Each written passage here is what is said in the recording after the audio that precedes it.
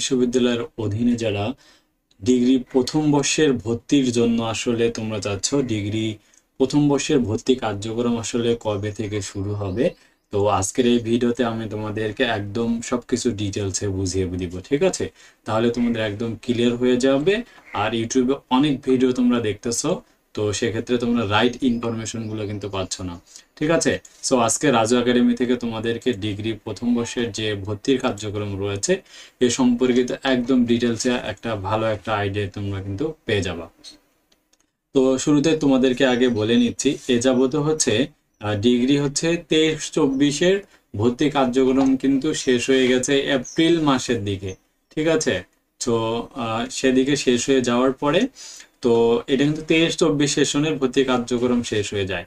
দেন এরপরে তোমাদের 24-25-এর কার্যক্রম কিন্তু শুরু এখনো হয়নি। ঠিক আছে, কবে শুরু হতে পারে? তো আমরা প্রথমত যদি চিন্তা করি এই ডিগ্রির কার্যক্রমগুলো কবে থেকে আসলে শুরু হয়, এটা জানার জন্য তোমাদেরকে আগে বুঝতে হবে ডিগ্রি 24-25 সেশনের ভর্তি কার্যক্রম কিন্তু চলমান, মানে অনার্সের ভর্তি কার্যক্রম কিন্তু এই মুহূর্তে চলমান রয়েছে।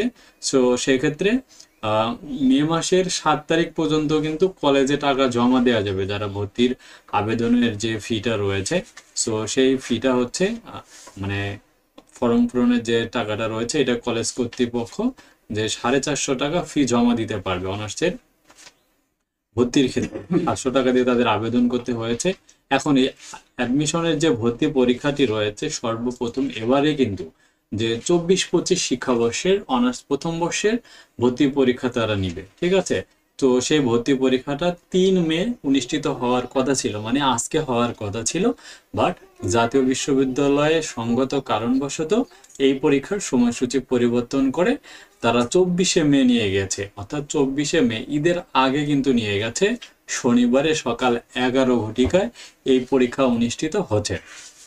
তো এখন মে মাসের শেষ দিকে কিন্তু এই অনার্সের ভর্তি কার্যক্রম যেটা চলতেছে সেটার কিন্তু ভর্তি কার্যক্রম শেষ হয়ে যাবে।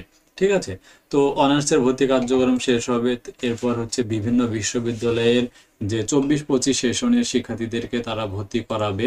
ঠিক আছে, ভর্তি করানোর পরে এই 24 অনার্সের ভর্তি কার্যক্রম যখন সবকিছু শেষ হয়ে যাবে তারপরে কিন্তু 24-25-এ অনার্সের ভর্তি কার্যক্রম শুরু হবে। তো আশা করি তোমরা বুঝতে পেরেছো। তাহলে ভর্তি কার্যক্রম শুরু হচ্ছে কবে থেকে, অনার্সের ভর্তি কার্যক্রম শেষ।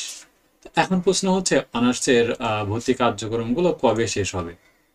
যদি আমরা খেয়াল করি তাহলে এখানে মে মাসের 24 তারিখে যদি পরীক্ষা হয়, দেখা যায় যে মে মাস শেষ হয়ে জুন মাসের 15 তারিখের মধ্যে তারা কিন্তু রেজাল্ট প্রকাশিত করবে এবং পুরো মে মাস কিন্তু ভর্তি কার্যক্রমগুলো চলবে। এরপরে first release slip, second release slip, ঠিক আছে, চলে যাবে। দেন শেষ করতে করতে দেখা যায় জুলাই মাস চলে আসবে। ঠিক আছে, সো সেক্ষেত্রে তোমাদের ডিগ্রির যে 24-25 সেশনের ভর্তি কার্যক্রমগুলো আশা করা যায় যে তোমার জুলাইয়ের শেষের দিকে অথবা আগস্টের প্রথম সপ্তাহের দিকে কিন্তু ডিগ্রি প্রথম বর্ষের ভর্তি কার্যক্রমগুলো শুরু হওয়ার সম্ভাবনা রয়েছে। মানে এটা একটা একজ্যাক্ট ডেট, ঠিক আছে, তোমরা ধরে নিতে পারো জাতীয় বিশ্ববিদ্যালয়ে ডিগ্রি 24-25 সেশনের ভর্তি কার্যক্রমগুলো জুলাই এবং আগস্টের দিকে শুরু হয়ে যাবে। এখন কথা হচ্ছে ভর্তির জন্য তোমাদের কত পয়েন্ট লাগবে। যদি আমরা 23-24 সেশনে চলে আসি তাহলে এখানে কারা কারা মূলত আবেদন করতেছিল, এইটা কিন্তু 23-24-এর হয়ে যাবে তখন 24-25। তো 24-25-এর কার্যক্রমগুলোতে আমরা যদি দেখি এখানে কিন্তু 25শে জুলাই, তাহলে মানে ওই বললাম যে জুলাইয়ের শেষের দিকে, এখানে 1 জুলাই থেকে শুরু হয়েছিল, ওই জুলাই আগস্টের দিকেই কিন্তু শুরু হবে। তো এখন এই শিক্ষাবর্ষে ভর্তির ন্যূনতম এসএসসির পয়েন্ট থাকতে হবে তোমার চতুর্থ বিষয় সহকারে, অর্থাৎ তোমার যে অপশনাল সাবজেক্টটা ছিল তো সেই সাবজেক্ট সহকারে তোমাদের ন্যূনতম পয়েন্ট থাকতে হবে এসএসসিতে 2.0। এবং পাশের সাল হচ্ছে 19-20-21 ছিল, 19টার পরিবর্তে হবে 20-21-22। এসএসসি পাশের সাল হতে হবে 20-21-22।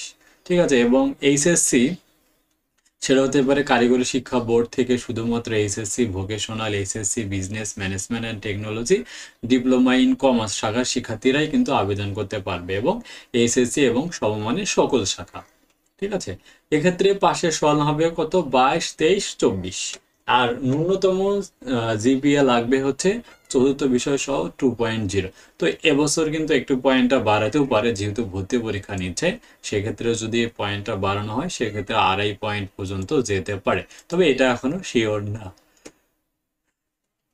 ঠিক আছে, আশা করছি তোমরা বুঝতে পেরেছো।